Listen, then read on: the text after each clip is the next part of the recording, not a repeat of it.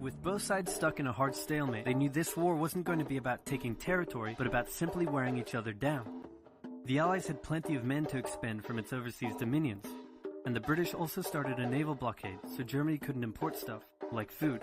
Neither side really wanted a long grueling war though, so they both thought of ways to break the deadlock on the Western Front. Idea number 1, new frontiers. When the war first broke out, Australia was quick to take German New Guinea. The Allies also quickly jumped on Germany's colonies in Africa, and particularly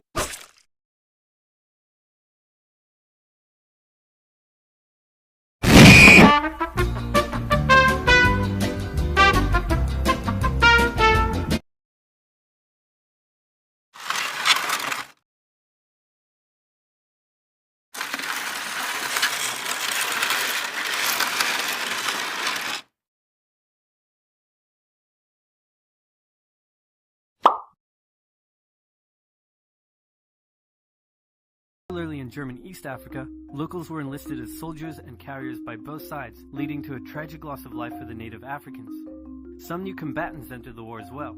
The Allies' new friends were Italy and Japan. Japan was busy building itself an empire, so it was more than happy to take away German islands and colonies in East Asia.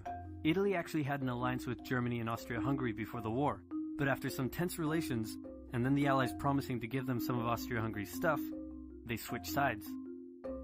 Italy opened up a front in the mountains here, but like everyone else, they were stuck in stalemate for most of the war. The Central Powers' new friend was a struggling empire in the Middle East. The Ottomans were divided on whether to actually join the war or not, since they had been exhausted by the recent Balkan Wars. Some of the politicians who did want to join went off on their own and fired some shells at Russia, and then came back and said, "Whoops, looks like we're at war now." The Ottoman entry into the war was of particular concern to the British, since the Middle East was full of oil, and Britain wanted all of that oil. First, the Ottomans tried to attack Russia in the Caucasus Mountains, but they weren't prepared for the cold, and many of them froze to death. Then they crossed miles of desert to take the Suez Canal from the British, but that failed too. Then the Allies tried to take the Dardanelles at Gallipoli in a long and hard trench warfare campaign, but that also failed. The Ottomans blamed their initial losses on the ethnic Armenians living within Ottoman territory, and the resulting Armenian genocide led to the deaths of 1.5 million people. Then the Germans sent spies into Afghanistan to try to convince the Arab tribes there to rise up in jihad against the British and attack India. But that plan failed, partly because the spies got bored, brewed their own alcohol, and got drunk, which is a bad thing to do in Afghanistan. All these new frontiers hadn't done much to change the war. Aware that the Allies had more men and supplies than them, the Germans knew they had to do something to break the stalemate. Before the war, there was a big conference that set out the rules of modern warfare. No chemical weapons, no killing civilians. Basically, don't be jerks. The Germans held a meeting and decided to be jerks. Zeppelin air raids commenced over British cities. They also started attacking the Allied trenches with chlorine gas, and they used submarines to sink civilian ships. One such civilian ship was the Lusitania, which had 159 Americans on board when it was sunk, further swaying US opinion against the Germans. Not to be completely unfair to the Germans, the Allies also engaged in chemical warfare soon after, and they had been hiding anti-submarine weapons on their civilian ships, which let the Germans justify their attacks. Meanwhile, Austria-Hungary still hadn't dealt with Serbia, so the Central Powers enlisted some help. Bulgaria wished it was bigger and was still bitter about losing the Second Balkan War. The Central Powers promised to make all of Bulgaria's wildest dreams come true if they helped, so they signed on, and together they knocked out Serbia. The Serbian troops retreated through Albania, which was neutral but had some ties to Austria-Hungary. So Austria-Hungary entered Albania in a friendly invasion to chase down the Serbians, many of whom escaped by sea. It's 1916, and a lot is happening. As if they didn't have enough enemies already, Germany added one more to the list. Portugal had been getting a bit chummy with the Allies behind the scenes, and Germany didn't like that one bit.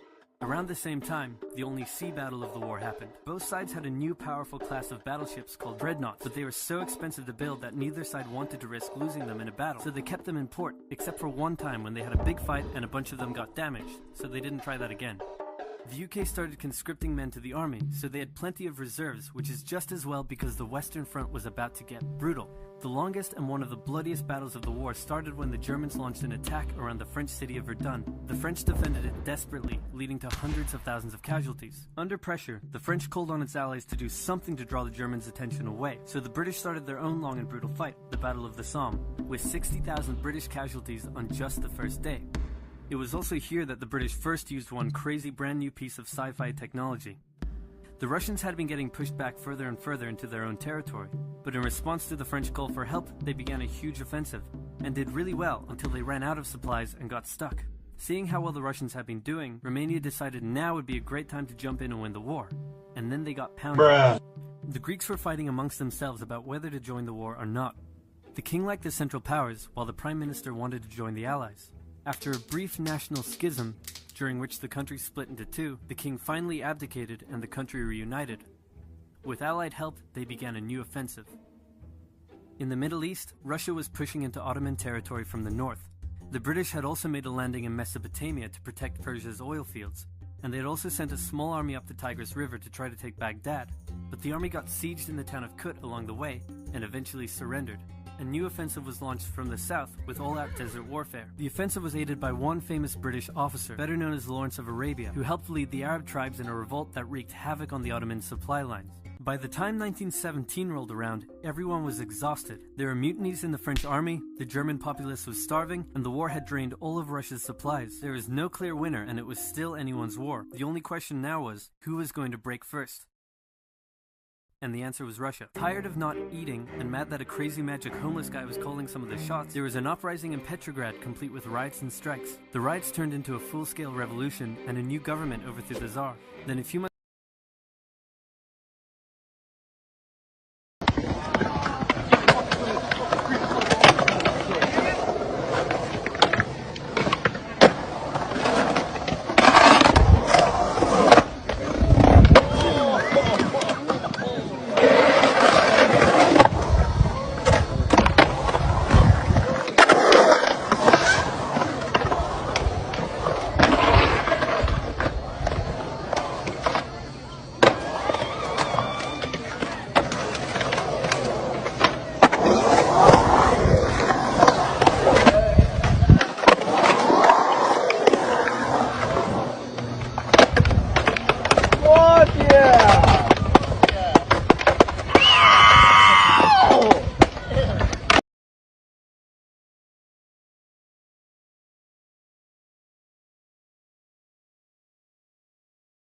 later, the Bolsheviks overthrew the new government, and they pulled Russia out of the war.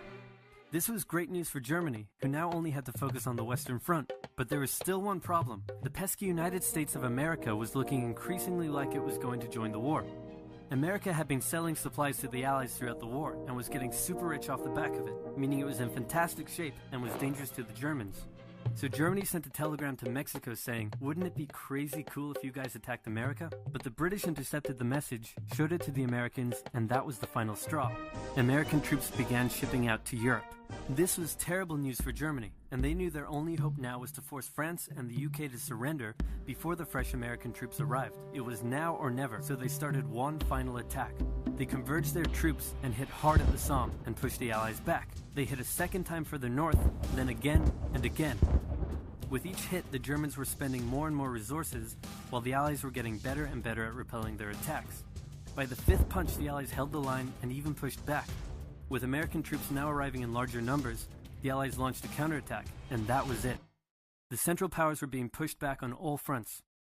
Bulgaria collapsed first, followed by the Ottoman Empire, then Austria-Hungary, and finally on November 11, 1918, at 11 o'clock, Germany surrendered.